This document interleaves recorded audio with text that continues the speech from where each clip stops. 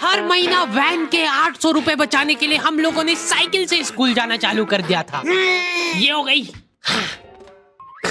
4 लौंडे थरथराती ठंड में साइकिल से स्कूल जाते हैं, ब्लेजर, टोपा, मफलर बांध बुंदा के। एक तो ये ब्लेजर बहुत अजीब था हमारे स्कूल का। 2 जेब थी हमारे ब्लेजर में और 2 ही अंदर की साइड थी। हमारे स्कूल वालों को लगा कि बाहर जेब का क्या ही यूज हो सकता है, इसलिए उन लोगों ने बाहर जेब ही नहीं दी। क्या करूं मैं इस जेब का? ठंडी लग रही है तो हाथ अंदर वाली जेब में ही डाल के चलना पड़ता था। कोनी से साइकिल चला के आते थे हम लोग स्कूल। सबको ऐसा लगता था कि हम लोग अपाहिज हैं। और फिर एकदम से हम लोग हाथ बाहर निकाल लेते थे।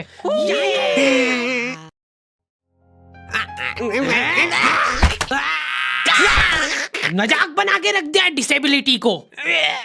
अपाहिज लोगों की रिस्पेक्ट कम हो गई थी हमारी वजह से, लेकिन लड़कियां खुश हो गई थी इस इनोवेशन से। उनको लगा था कि ब्रा का खर्चा नहीं करना पड़ेगा, अपना जो भी सामान है उसको एकदम जेंटली इन जेबों के अंदर प्लेस कर देंगे। लेकिन इसमें एक छोटी सी दिक्कत थी। स्कूल वालों ने लड़कियों के ब्लेजर में एक ही जेब रखी थी। तुम लोग नहीं समझोगे कितना मुश्किल होता है एक ही जेब में इतना सारा सामान घुसाना। हर रोज लेट होते थे हम लोग स्कूल, क्योंकि मेरी साइकिल की चेन ढीली थी। थोड़ी सी भी स्पीड बढ़ाते थे तो वो चेन उतर जाती थी। लेकिन पापा ने मेरे को प्रॉपर ट्रेनिंग दे रखी थी चेन चढ़ाने की। एक जना ऐसे खींचेगा टायर, उतने में अपने को पानी से फटाफट कस देना है। ये हो गई टाइट। बैग में पाना पेचकस रख के लाना पड़ता था मेरे को स्कूल, कि कभी भी रास्ते में चेन उतर सकती है। इमेजिन करो एक बार कि तुम चुपचाप वैन में बैठ के जा रहे हो, बीच सड़क में 4 लौंडे साइकिल पलटा के ये फटाफट क्लास में बैठे हुए मेरे को डर बना रहता था कि कोई गलती से मेरा बैग चेक नहीं कर ले। तो आज हम लोग पढ़ेंगे टेंस। सबसे घटिया, वाहियात, नीच टॉपिक लगता था मेरे को टेंस। पास्ट, प्रेजेंट और फ्यूचर तक बात ठीक थी। प्रेजेंट कंटिन्यूअस टेंस क्या होता है? सिंपल पास्ट, पास्ट कंटिन्यूअस, मतलब वो बीत चुका है पर चल भी रहा है। क्या है ये? कितना भी समझ लो इस टॉपिक को, एग्जाम में जाके तुमको अंदाजे से ही सेंटेंस चूज करना पड़ेंगे कि ये सुनने में अच्छा लग रहा है तो यही होगा सही। एग्जाम में इन्विजिलेटर हमको क्वेश्चन पेपर पे कुछ नहीं लिखने देता था। इनको ऐसा लगता था कि हम लोग क्वेश्चन पेपर पे आंसर लिख लिख के चीटिंग करेंगे। लेकिन हमारी क्लास के बच्चे एडवांस हो गए थे, ये पूरी की पूरी आंसर शीट एक्सचेंज कर लेते थे कि तू लिख के दे, को आता है तो। बोर्ड एग्जाम थी यार हमारी, और हमारे स्कूल वाले बोर्ड एग्जाम को बहुत सीरियसली लेते थे। अलकायदा टाइप ट्रेनिंग मिली थी हम लोगों को। एग्जाम देते हुए कहीं से भी बॉम्ब गिर सकता है, लेकिन तुम्हारे हाथ नहीं रुकना चाहिए, चाहे तुमको क्वेश्चन आता हो या ना, कुछ न कुछ लिख के ही आना है। हमारा एक ही मकसद होना चाहिए, आंसर शीट भरना। नहीं आए तो अभी कुछ भी लिख के आ जाओ। मेरे को ये नहीं समझ आता कि मैं कुछ भी कैसे लिख के आ जाऊं, मेरे को आता ही नहीं है, क्या लिखूं मैं? एक तो हमको इतना डरा धमका के भेजा गया था ना सेंटर पे, मैं नर्वसनेस में जाके अपना नाम भूल गया वहां पे। इन्विजिलेटर ने नाम पूछा, मैं सोच रहा हूँ क्या हो सकता है। बेटा नाम तुम्हारा। 2 मिनट।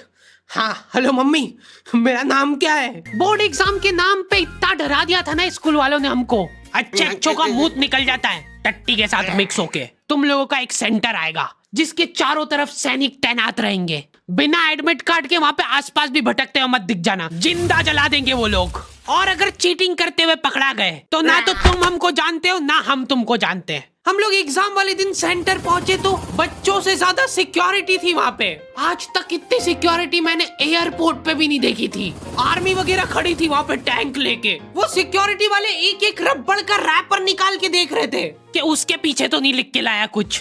क्या लिख लूंगा मैं इतनी सी जगह में? लिख भी लिया तो मेरे को ही समझ नहीं आएगा कि क्या लिखा है। कुछ चीजों का मेरे को लॉजिक ही समझ नहीं आया था कि तुम नंबर वाली घड़ी पहन के नहीं जा सकते हो, पहनना है तो कांटे वाली पहनो।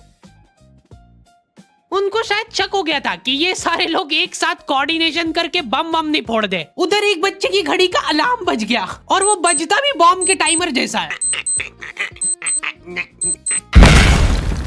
अलकायदा जिंदाबाद। जिस पाउच में तुम सामान ला रहे हो वो भी ट्रांसपेरेंट होना चाहिए। मेरे बैग में से इनको पाने पेचकस मिले थे, क्या जवाब दूं मैं इसका कि क्या यूज में आते हैं ये? उनको वहाँ पे डेमो करके बताना पड़ा कि ये यूज में आता है ये सब आइटम। फिर बाकी बच्चों ने भी कंफर्म करा कि हाँ देखा तो है हमने इनको रास्ते में ये हरकत करते हुए। ये सब देख के उन्होंने मेरे पाने पेचकस तो हाथों हाथ नाली में फेंक दिए थे। हमारे एक साथी की जेब में से ड्रग्स बरामद हो गए थे। अरे ड्रग्स नहीं है, ये इनहेलर है। इसको ऐसे सूंघते हैं, नाक बंद होती है तो नाक खोलने के बाद भी अगर तुम इनहेलर को पूरी ताकत से सूंघते हो, आंखें दिमाग में ठंडक हो जाएगी तुम्हारे। वो बच्चे नहीं होते जो पूरा साल टाइम पास करते और एग्जाम के एक दिन पहले पढ़ के एग्जाम देने आ जाते हैं। वो बनने की मैं कोशिश ही कर पाया था सिर्फ।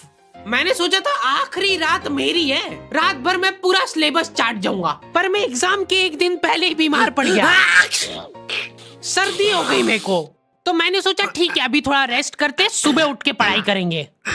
नाक बंद हो गई भाई, नींद ही नहीं आ रही है। फिर पापा आके मेरे को ट्रिक बताते हैं कि अगर राइट वाली नाक बंद हो रही है ना तो लेफ्ट साइड करवट करके सो जा, फिर गहरी सांस ले, तो ये जो है ना राइट वाली खुल जाएगी और लेफ्ट वाली बंद हो जाएगी। फिर लेफ्ट वाली अगर खोलना है तो राइट साइड करवट करके सो जा। पूरी रात करवटें बदलता रह गया मैं। सुबह रास्ते में जाते जाते पढ़ रहा हूँ मैं, क्योंकि बाकी बच्चे भी यही कर रहे थे। बच्चों को लग रहा है कि भाई जितना हम लोग साल भर में नहीं पढ़े उतना हम लोग रास्ते में जाते हुए पढ़ लेंगे। रास्ते में ऐसे कॉपियां लेके घूम रहे जैसे इनसे ज्यादा पढ़ाकू कोई हो ही ना। सुबह हम सब लोग सेंटर लेट पहुंचे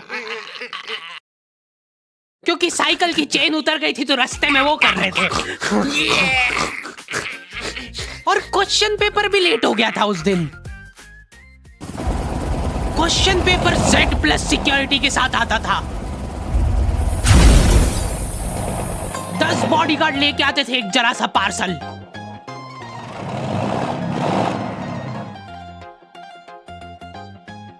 और फिर देने के बाद बोलते थे ये असली पार्सल नहीं है। असली नहीं है तो जोर से भी बोल सकते हो, ये असली पार्सल नहीं है। ये लोग पता नहीं किसी को तो गुमराह करने की कोशिश कर रहे थे। इनको डाउट था कि इतनी सिक्योरिटी के बाद भी कोई पेपर चोरी कर लेगा, तो ये लोग इतनी सिक्योरिटी में नकली पेपर लेके आए। असली पेपर तो एक और बॉडीगार्ड नाले में तैरता हुआ लेके आ रहा है। ये पाने पेचकस किसने डाले नाली में? ये लो। मजाक कर रहे थे हम तो, यही है असली क्वेश्चन पेपर। जाओ बांट दो फटाफट।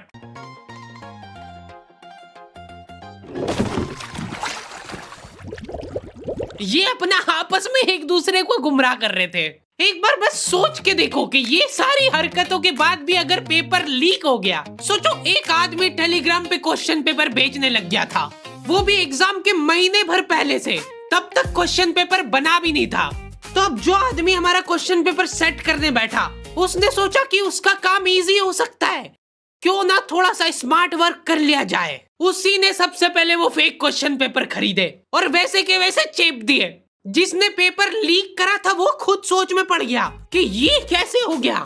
एग्जाम खत्म होने के बाद इन्विजिलेटर को बहुत मजा आता भाई कॉपियां छीनने में। एक सेकंड भी किसी को ज्यादा नहीं मिलना चाहिए। बस एक बार टाइम ओवर होने के बाद कैसे लिखा तूने?